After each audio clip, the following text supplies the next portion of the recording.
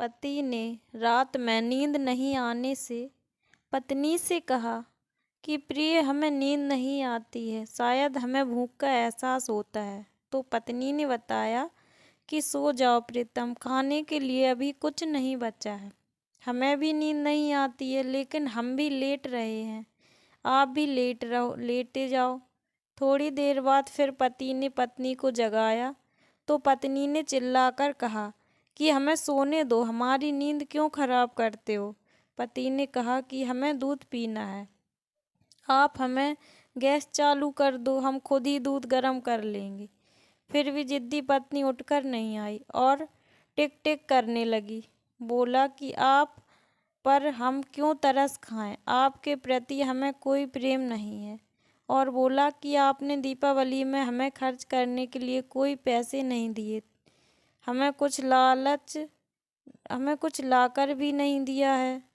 तब पति ने पत्नी को जवाब दिया कि मैं दीपावली के 7 दिन पहले प्रवास में जाने से पहले तुम्हें साड़ी ले दी थी। तो पत्नी ने कहा कि आप हमें कहीं घूमने के लिए नहीं ले गए और पार्लर नहीं ले गए। पति ने कहा कि अभी बच्चों की पढ़ाई चल रही है, कहीं जाना उचित नहीं है।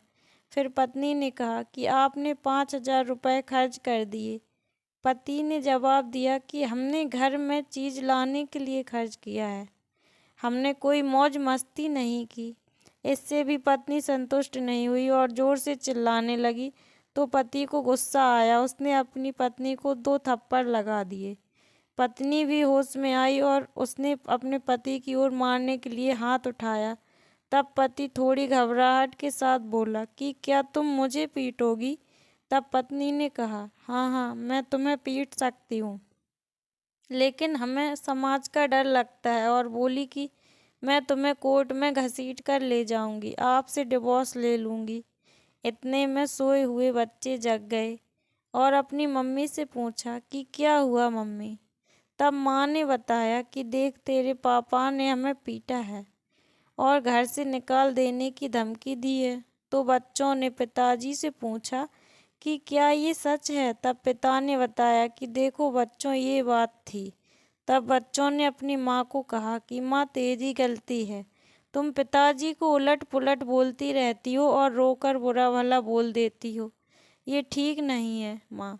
माँ तब शर्मा गई और सोने के लिए चली गई। पिताजी बेचारे इन सब बातों से दुखी हो गए और नींद की दवाई लेकर दुखी मन के लिए सो गए। माँ और बच्चे भी सो गए।